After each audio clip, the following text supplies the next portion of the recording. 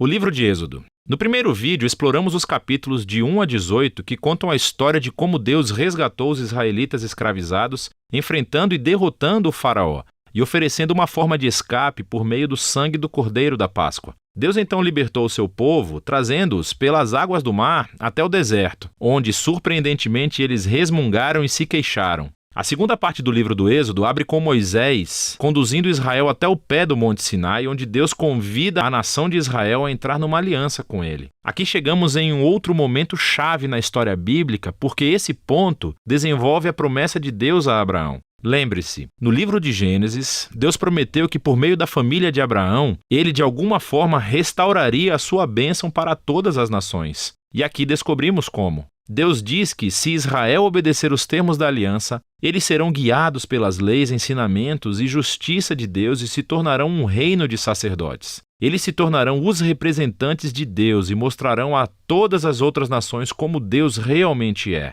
O povo de Israel aceitou a oferta avidamente. A presença de Deus aparece no topo do Monte Sinai na forma de nuvens, relâmpagos e trovões. Moisés sobe ao monte como representante do povo e Deus apresenta os termos básicos da aliança, os famosos 10 mandamentos. São os termos básicos do acordo do relacionamento entre os israelitas e Deus. Depois disso, vem outra coleção de mandamentos que desenvolve os primeiros 10 em mais detalhes. A lei sobre o louvor de Israel, sobre a justiça social, sobre como devem viver juntos, tudo moldando Israel em uma nação de justiça e generosidade diferente das outras nações. Moisés escreve todas essas leis e as traz para o povo que, mais uma vez, avidamente aceita fazer essa aliança com Deus. Uma vez feita a aliança, Deus toma mais um passo e avança o relacionamento. Ele diz a Moisés que quer que a sua presença sagrada, divina e bondosa viva no meio de Israel, o que desenvolve outro aspecto das promessas da aliança de Deus. Lembre-se, depois da rebelião da humanidade no jardim, o homem perdeu o acesso à presença direta de Deus.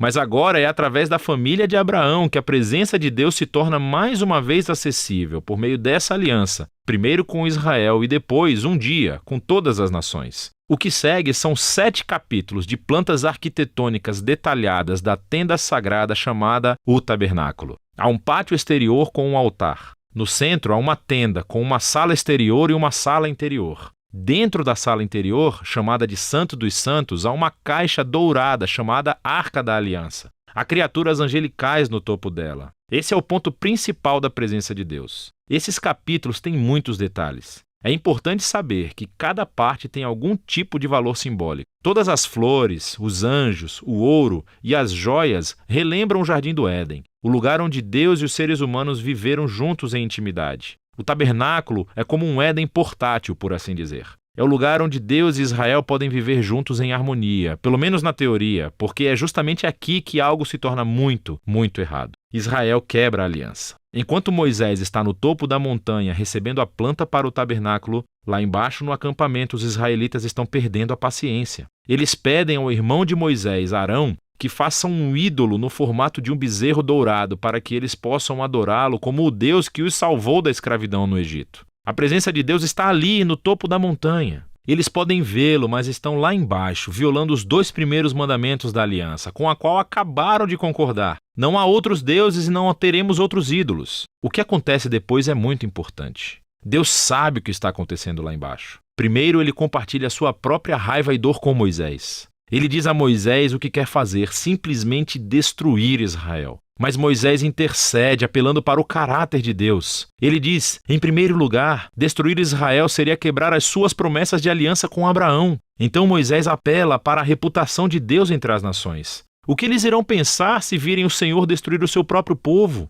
Deus aceita a intercessão de Moisés e cede. Enquanto ele traz o seu julgamento para aqueles que instigaram a idolatria, ele perdoa a nação inteira e promete renovar a aliança. É justo nesse momento da história que Deus pela primeira vez descreve o seu próprio caráter a Moisés. Ele diz, o Senhor é misericordioso e gracioso. Ele não se ira com facilidade. É abundante na sua fidelidade à aliança. Ele perdoa os pecados, mas não deixará impunes os ímpios. Existe essa tensão. Deus é cheio de misericórdia, mas também deve lidar com o mal se ele afirma ser bom. Acima de tudo, Deus é fiel às suas promessas, mesmo que isso signifique um compromisso para com um povo totalmente sem fé. Depois de renovar a aliança com Israel, Deus ordena que Moisés vá em frente e construa o tabernáculo. Mais uma vez, temos 5 longos capítulos descrevendo detalhadamente a construção do tabernáculo. A história culmina no capítulo final, quando o tabernáculo é concluído. A presença gloriosa e divina de Deus vem e paira sobre a tenda e temos grandes expectativas.